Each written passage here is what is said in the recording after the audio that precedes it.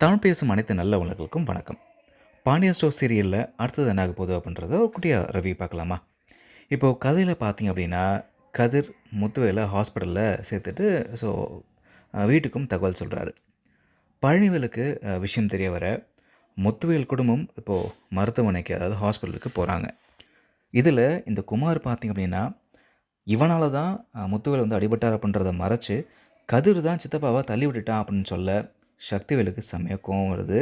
So கதிர செம்ம கோவத்தோட அடி வெளுத்து வாங்குறாரு. இன்னைக்கு எபிசோட்ல முத்துவேல் குடும்பம் மொத்தமும் ஹாஸ்பிட்டலுக்கு வராங்க. சக்திவேல் கதிர பார்த்ததும் செம்ம கடுப்பாகி, "என் அண்ணன என்ன பண்ண?" அப்படின்னு சக்திவேல அடி அடின்னு அடிச்சு வெளுத்து வாங்குறாரு.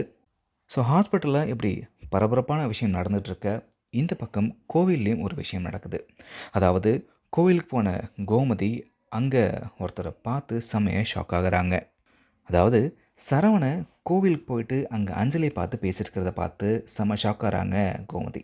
உடனே கோமதி சரவணன்கிட்ட பேசலாம் அப்படின்னு போகும்பொழுது கரெக்ட்டா ராஜி ஃபோன் பண்ணி, இப்போ முத்துவேல் ஹாஸ்பிட்டல்ல இருக்காங்க. அவங்கள அட்மிட் பண்ணிருக்காங்க அப்படின்ற விஷயத்த சொல்லவும், இவங்க பதறி போய் இங்க கிளம்பிடுறாங்க.